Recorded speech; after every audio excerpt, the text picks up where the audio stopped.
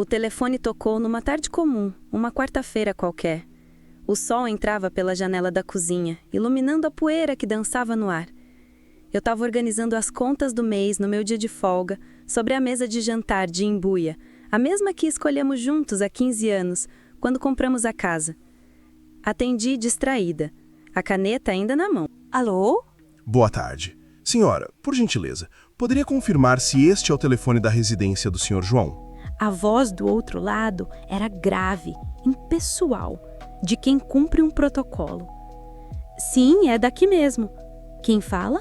Respondi, um leve frio na espinha, mas ainda assim pensando que poderia ser algo sobre uma entrega ou uma pesquisa. Subtenente Silva, da Polícia Rodoviária. Senhora, houve um acidente na estrada que liga o centro ao litoral. Infelizmente, o Sr. João e a esposa faleceram. É necessário que um familiar compareça ao IML para o reconhecimento dos corpos. O mundo não desabou, ele se dissolveu. As pernas fugiram de debaixo de mim e eu escorreguei pela parede até sentar no chão frio da cozinha. A caneta rolou pelo assoalho de madeira que tanto amávamos. Como assim, a esposa? Consegui gaguejar, minha voz soando como um eco distante dos meus próprios ouvidos. Mas eu tô aqui. Eu sou a esposa dele. Houve um silêncio pesado do outro lado da linha, quebrado apenas pelo ruído de papéis sendo manuseados. Os documentos encontrados no veículo e com as vítimas identificam o Sr. João. O corpo feminino estava com uma aliança de diamantes e outra que correspondia ao mesmo modelo que o Sr. João possuía. Então acreditamos ser a esposa. Aliança de diamantes. A que eu dissera que era pequena demais, muito chamativa, que preferia a nossa aliança simples, de ouro. Ele dissera que trocaria por uma maior, mas isso nunca aconteceu. Meu mundo, aquele que eu jurava sólido e conhecido, rachou naquele instante. A voz do policial continuou, explicando procedimentos, endereços, mas eu já não ouvia. Uma pergunta ecoava ensurdecedora dentro do meu crânio. Se eu estava aqui, viva, quem era a mulher que morrera ao lado do meu marido usando minha aliança? Mas antes de continuar, preciso contar algumas situações que serão importantes para o futuro da minha história. 3 anos antes da ligação. A notícia chegou como um inverno precoce, congelando o ar dentro do consultório médico. O diagnóstico de esterilidade dele não foi uma discussão, foi uma sentença. Lembro da pressão da mão de João sobre a minha, uma tentativa de força que não conseguia disfarçar o tremor da decepção que percorria ambos. O silêncio que se seguiu foi pesado, cheio de futuros que se esvaíam por um ralo invisível. Naquele momento, o mundo que conhecíamos desmoronou. O luto pelo filho que nunca teríamos foi real e profundo. Ficamos em casa naquele fim de semana, envoltos em um casulo de tristeza e silêncio, comendo pouco e falando menos. Choramos por sonhos desfeitos, por nomes que nunca seriam chamados, por um vazio que se instalou de forma brutal e permanente. Mas, como sempre fizemos diante das adversidades, encontramos uma maneira de seguir. Na segunda-feira, a dor não tinha sumido, mas foi transformada em combustível. Decidimos num pacto silencioso que, se não poderíamos ter uma família, teríamos uma vida. E não qualquer vida, uma vida plena, confortável, repleta de conquistas que preenchessem, à sua maneira, aquele vazio. A ausência de despesas com filhos liberou recursos e uma energia feroz que canalizamos para nossas carreiras. A minha loja de decoração, antes um projeto modesto, tornou-se meu foco absoluto. Expandir, criar, conquistar clientes. Cada venda, cada elogio era um tijolo no muro que eu construía para me proteger daquela falta. João mergulhou de cabeça na empresa de importação, trabalhando horas intermináveis, fechando contratos cada vez maiores. E deu certo. De uma forma quase cruel, a dor nos impulsionou para um sucesso material que poucos alcançam.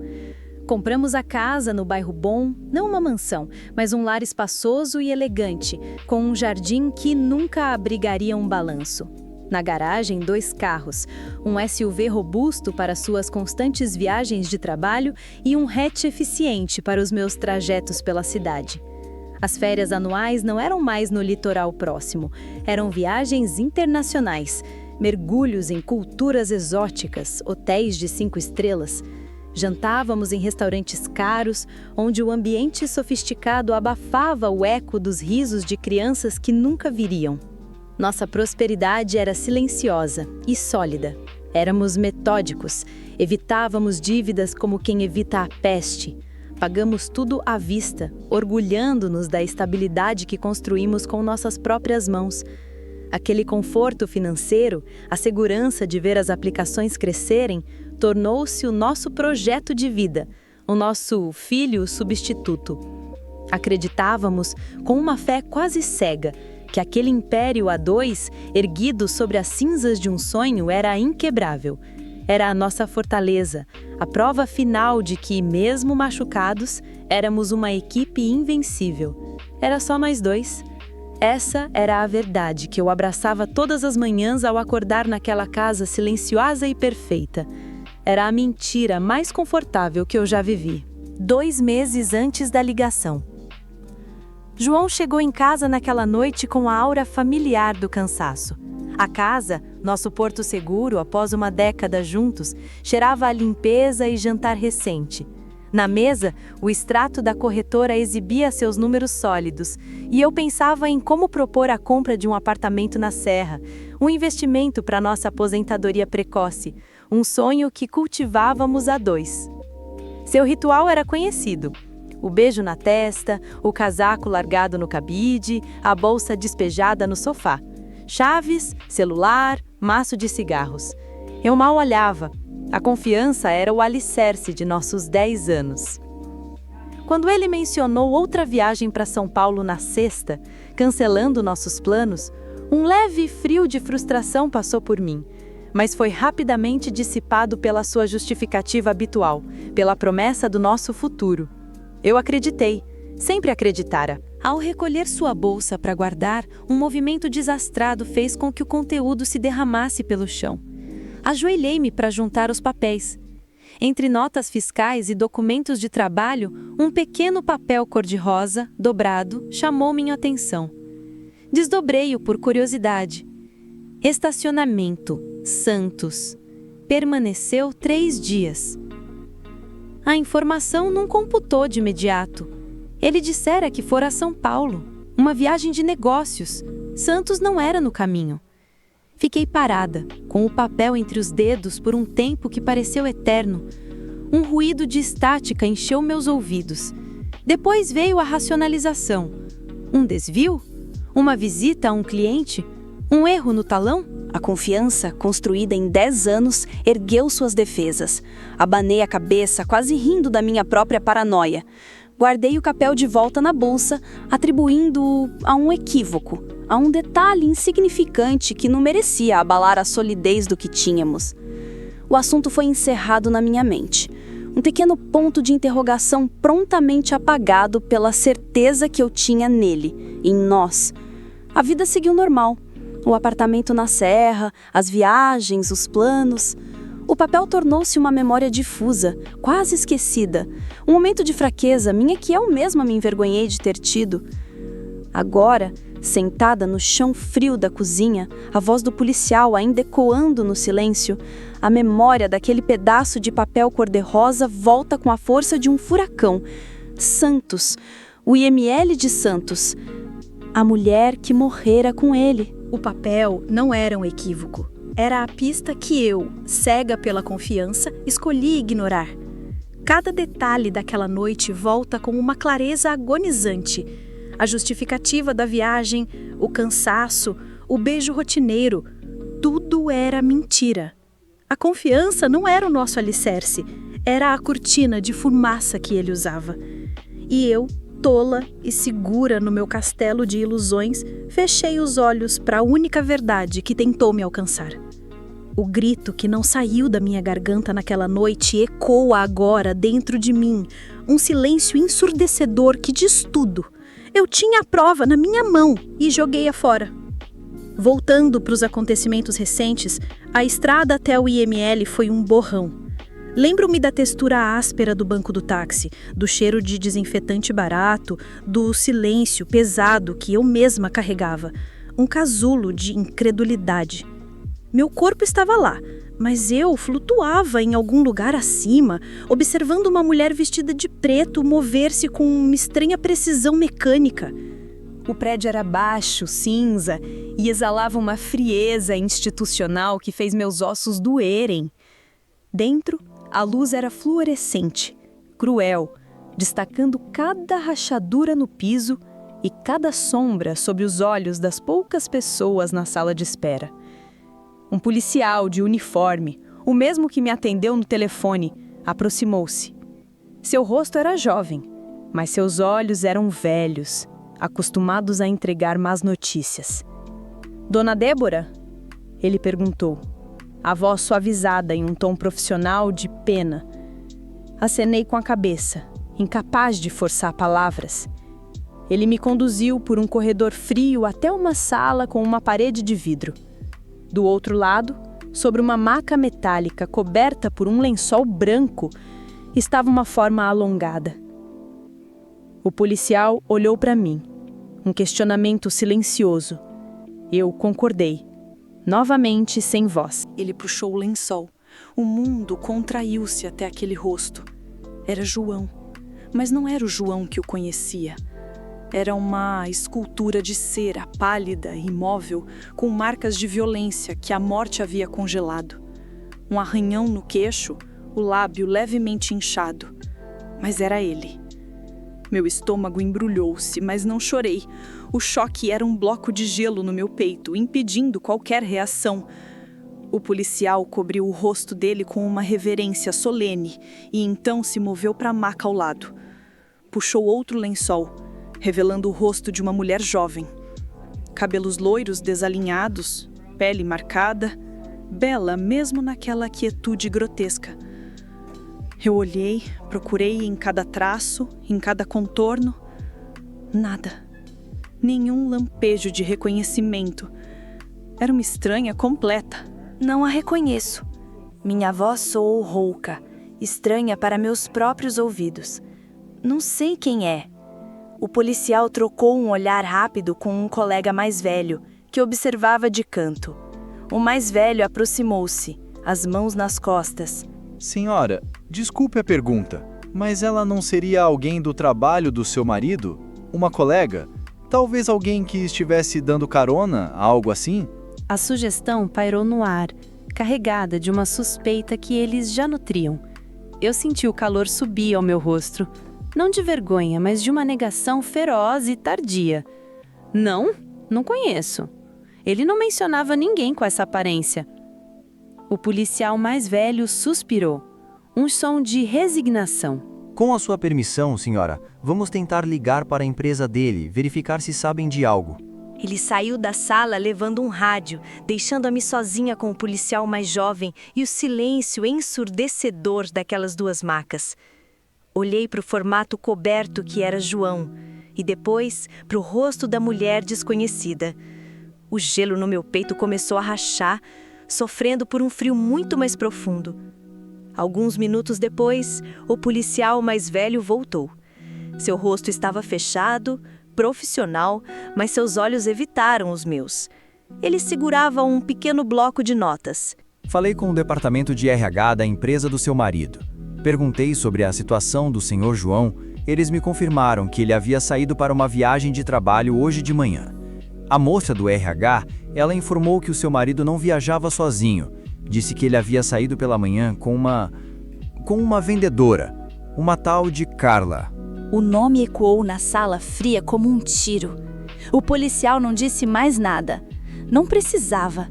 O nome Carla pairou no ar frio da sala como uma inscrição em uma lápide. A confirmação deveria ter sido o golpe final, o martelo que crava a tampa do caixão. Mas algo dentro de mim, um instinto de sobrevivência desesperado, recusou-se a aceitar. Meus olhos, enevoados por lágrimas que ainda não haviam caído, fixaram-se novamente no rosto da jovem na maca. Carla, uma vendedora, uma colega de trabalho. Uma explicação surgiu, frágil e conveniente, tecendo-se rapidamente na minha mente traumatizada. Claro, era uma viagem de trabalho. Ele sempre viajava com colegas. Era prático, dividiam despesas. A empresa incentivava. Aquele papel de estacionamento em Santos. Um desvio rápido para resolver algo. Um cliente importante na costa. Nada demais. A confiança de 10 anos não podia ruir por causa de uma coincidência trágica. Então, meu olhar baixou. A luz fluorescente cruel refletiu em algo na mão dela que repousava sobre o lençol. Um pequeno flash de luz fria. Era um anel. Não um anel qualquer. Era uma aliança de diamantes, delicada, com uma pedra maior lapidada ao centro. Um design que eu tinha achado excessivo, chamativo demais para o dia a dia, quando João me mostrara há mais de um ano. Minha mente, ainda agarrada ao fio de esperança, tentou se agarrar a outra lógica. Talvez ela fosse casada, talvez usasse uma aliança própria, semelhante. Coincidências acontecem. Mas eu conhecia aquele design. Lembrava-me do brilho específico da pedra, do modo como os diamantes menores ladeavam o central. E ali estava, na mão da mulher que morrera ao lado do meu marido, na estrada para o litoral, na viagem que não era para São Paulo. Por um instante tentei me enganar. Talvez ele a tenha presenteado como um prêmio de produtividade. Uma ideia absurda, mas meu coração, desesperado, a aceitou como se fosse um salva-vidas. Sim, isso deve ter sido. Ele era generoso com a equipe, um gesto do chefe. Mas o anel brilhou de novo. Um piscar de olhos frio e irônico. Era o anel que ele escolheu para mim e que eu recusei. E agora adornava a mão da amante no seu caixão. A frágil teia de negação que eu havia construído desfez-se com um estalo audível apenas para mim.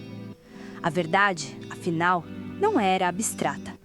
Não estava apenas num bloco de notas ou no relato de um estranho ao telefone. Estava ali, cintilando na mão dela, na minha frente.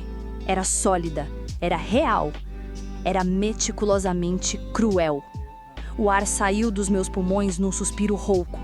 A primeira lágrima finalmente escapou, rolando quente pelo meu rosto gelado.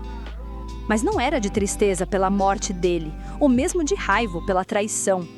Era um pranto de luto por mim mesma, por cada vez que ignorei um sinal, por cada desculpa que aceitei, por cada pedaço de minha intuição que calei em nome de um amor que se provou, na sua hora final, uma elaborada e grotesca farsa. Eu chorei pela mulher que acreditou cegamente e que agora estava morta ali, junto com eles. O cemitério cheirava a terra molhada e flores murchas. O céu cinzento parecia uma tampa opressora sobre a pequena multidão vestida de preto que cercava a cova. Eu estava paralisada ao lado do buraco na terra que engoliria o caixão de João. Meu vestido negro sentindo como uma segunda pele pesada e sufocante. Alguns rostos da empresa dele estavam lá, caras sérias e compenetradas que eu reconhecia vagamente das festas de fim de ano. As palavras do padre ecoavam distantes, um murmúrio sem significado. Meu mundo tinha se reduzido ao som da terra batendo na madeira. Até que um homem se aproximou hesitante. Era o Ricardo, o gerente do financeiro. Lembro-me dele num churrasco, animado, contando piadas ruins. Agora seu rosto estava marcado por uma angústia genuína. Dona Débora, Ele começou a voz baixa e arrastada, cheia de um peso que ia além da mera condolência. Meus pêsames, eu sinto muito por tudo. Ele olhou para o caixão, depois para as mãos, incapaz de me encarar. Há uma coisa, ele engasgou, limpando a garganta. Agora que ele se foi, me sinto em dívida. Com você. É uma coisa que eu carrego há tempos e não é justo você não saber. Um frio que não tinha relação com o tempo percorreu minha espinha. Eu não disse nada, apenas o encarei, meu silêncio sendo a única permissão que ele precisava. O João... Ele continuou lutando com as palavras. Essas viagens para o litoral para visitar clientes, ele sempre ia, mas ele nunca ia sozinho. Ele fez uma pausa, olhando em volta para garantir que ninguém ouvia. Sempre era com a mesma vendedora. A Carla. Eu vi a maneira como eles se olhavam no escritório, os telefonemas discretos. Eu tinha certeza que eles tinham um caso, e eu me calei. Eu devia ter te contado. O mundo ao redor da cova pareceu inclinar. Sempre a mesma. A confirmação era um soco no estômago, mesmo vindo depois do fato. Mas Ricardo não parou por aí. O remorso parecia extrair dele uma confissão completa, como um veneno que precisava ser totalmente expelido. E antes dela, ele sussurrou, sua voz quase sumindo no vento que começava a soprar. Antes da Carla foi a Patrícia. Ela pediu transferência para a filial de Curitiba depois de uns meses. E antes da Patrícia, a Fernanda, ela simplesmente pediu demissão. Sempre que uma saía, em pouco tempo, o João já estava com outra. Era um padrão. Eu via, alguns outros no escritório também viam, mas ninguém falava nada. Ele era o chefe. Cada nome era uma facada. Patrícia? Fernanda? Carla? Não era um deslize, um afero único, fruto de uma crise. Era um ciclo, um padrão, uma linha de produção de infidelidades com ele como único ponto constante. O apartamento na Serra que eu sonhava, os planos de aposentadoria, a vida que eu jurava que estávamos construindo, tudo era erguido sobre a areia movediça das suas mentiras repetidas. Olhei para o caixão prestes a ser baixado. O homem que eu enterrava não era o homem que eu amara. Eu estava sepultando uma ficção. E as palavras do Ricardo, cheias de culpa e vergonha, eram a pá que jogava a terra, não só sobre a madeira, mas sobre cada memória, cada momento feliz, cada instante de confiança que tivemos nos últimos 10 anos. A mulher que chorava ali não era mais uma viúva. Era uma otária que chorava por sua própria ignorância, perante o túmulo de um estranho que habitou sua casa e sua cama por uma década. Alguns dias após o velório, a névoa de choque e descrença ainda me envolvia. Mas uma necessidade prática e urgente começou a surgir através do luto. A necessidade de organizar, de entender o que restava. A casa, outrora um santuário, agora parecia uma cena de crime. Cada objeto um possível artefato de sua dupla vida. Foi então que marquei uma reunião com o Dr. Álvaro, o advogado que sempre cuidara dos nossos assuntos mais sérios. Um homem de confiança que preparara nossos testamentos, ou o que eu pensava ser nosso testamento. Seu escritório era sóbrio, com estantes de madeira escura e cheiro de livros antigos. Ele me recebeu com uma solenidade ainda mais profunda que a habitual. Débora, meus sentimentos mais profundos. Em circunstâncias tão terríveis, é meu dever infeliz informá-la sobre a situação patrimonial, que é em certo aspecto mais simples e ao mesmo tempo mais complexa do que parece. Como você bem sabe, no regime de comunhão universal de bens que vocês optaram por ocasião do casamento, e na ausência de descendentes, você é a única e legítima herdeira de todo e qualquer patrimônio do João, sem exceção. Tudo o que era dele é agora seu, por direito. Um alívio amargo e vazio tomou conta de mim por um segundo. Pelo menos a lei estava do meu lado. No entanto, ao rastrear os bens para o inventário, deparei-me com aquisições das quais acredito que você não teve envolvimento direto, assinadas e protocoladas somente com o nome dele, porém com recursos que, tecnicamente, também eram seus. O João mantinha contas separadas. Através delas, ele efetuou aquisições significativas. Há um apartamento de 2 quartos no litoral, comprado há mais de 1 ano, quitado integralmente. O ar saiu dos meus pulmões. A confissão do Ricardo do cemitério ganhava uma dimensão física, tangível, com paredes e um endereço. 1 ano.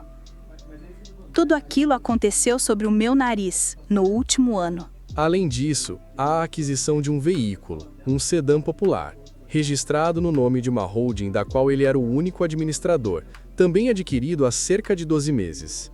E há gastos. Ele deslizou uma folha com dezenas de lançamentos. Restaurantes caros, joalherias, agências de viagem, spas. Tudo na região de Santos. Tudo datado do último ano. Pela localização e natureza dos gastos, e corroborando com o trágico contexto, é evidente que ele mantinha um segundo domicílio. O curioso, e diria revoltante, é o volume e a variedade de despesas com diferentes estabelecimentos e serviços em um período tão concentrado. Não parece ser o padrão de uma única pessoa, mas sim de várias. A Carla, a Patrícia, a Fernanda. Os nomes ecoaram na minha mente. O apartamento e o carro não eram para uma amante. Eram infraestrutura. Eram o palco rotativo das suas traições. Tudo pago com o nosso dinheiro, no espaço de um único ano, enquanto eu acreditava piamente que estávamos mais unidos do que nunca, construindo nosso futuro. O Dr. Álvaro mostrou um envelope. Estes são os documentos do imóvel e do veículo. Eles são seus agora, integralmente. Eu olhei para a foto do apartamento anexada à escritura. Era moderno, arejado, com uma varanda voltada para o mar. O lar secreto que ele usava para se encontrar com uma sucessão de mulheres. O palco das traições que o amigo dele descreveu como um padrão. A verdade transformou-se em algo sólido, pesado e avassaladoramente real. A herança não era uma vitória. Era a posse total de cada mentira, de cada centavo desviado, de cada prova material da minha cegueira. Eu não herdei apenas bens, herdei a evidência completa e irrefutável de que os últimos 12 meses da minha vida e do meu casamento foram a mais elaborada e dolorosa das farsas. A raiva deu lugar a uma exaustão profunda. Tudo aquilo era meu agora, incluindo o peso insuportável de saber. Por dias, aqueles papéis sobre a mesa da sala me observaram, um monumento silencioso à minha humilhação. Até que o cansaço de carregar este fardo se tornou maior do que a dor. A exaustão, por fim, cristalizou-se em uma única e clara decisão. Eu me recusava a ser a curadora do museu das suas mentiras. O apartamento de Santos foi vendido. O sedã também. O dinheiro, que outrora financiou mentiras e um segundo lar para a infidelidade, agora estava depositado em uma conta que carregava apenas o meu nome. Não era uma vitória, não exatamente. O sabor era amargo, de cinzas, mas era meu, apenas meu. A primeira sessão de terapia foi a coisa mais difícil que já fiz. Mais difícil até do que identificar o corpo. Sentar naquela sala silenciosa e dar voz à dor, à raiva e à humilhação que me consumiam por dentro foi como arrancar um curativo de uma ferida infectada. Aos poucos, palavra por palavra, lágrima por lágrima, comecei a entender que a traição não tinha sido minha culpa. A mentira era dele. A falha moral era dele. O peso que eu carregava não era meu para carregar. Numa dessas sessões, entre um suspiro e outro, a ideia surgiu, não como um escape, mas como uma necessidade. Preciso sair daqui, eu disse, e a frase soou menos como um desabafo e mais como um plano. Preciso me afastar de tudo isso. Foi então que lembrei das minhas amigas. as verdadeiras, que estiveram ao meu lado não com piedade, mas com força silenciosa, trazendo comida, fazendo companhia, respeitando meu silêncio. Peguei o telefone e criei um grupo. Chamei de Comissão de Reconstrução da Débora. A mensagem foi direta. Meninas, preciso de vocês. Vamos viajar. Preciso aprender a respirar de novo longe dessas 4 paredes que lembram ele. As respostas foram imediatas. Um coro de, é claro, já devia ter chamado. E, pra onde? Não era uma fuga. Era um movimento estratégico. Uma operação de resgate da mulher que eu era antes de me perder em 10 anos de ilusão. Agora, sentada na varanda da minha casa, porque era só minha agora, olho para a tela do notebook aberta em uma página de pacotes de viagem. Há uma penca de abas abertas. Praias isoladas no Nordeste, trilhas na Serra, até um retiro de yoga em Minas. Não decidimos o destino ainda. O importante não é para onde, mas com quem e por quê. Há uma mala semi-aberta no meu quarto. Não pretendo levar treto, vou levar cores. Vou levar a minha dor, sim, mas também vou levar a vontade de deixar uma parte dela para trás, enterrada na areia de alguma praia ou no topo de alguma montanha, longe daqui. A viagem não vai apagar o passado, nada vai. Mas estou aprendendo devagar que posso escolher não morar mais nele. O primeiro passo é arrumar as malas e dar risada com minhas amigas até o sol raiar, em algum lugar onde o nome João seja apenas um eco distante e o meu, Débora, seja o único que importa. Se você está gostando dos nossos vídeos, se inscreva no canal, deixe um like e comente.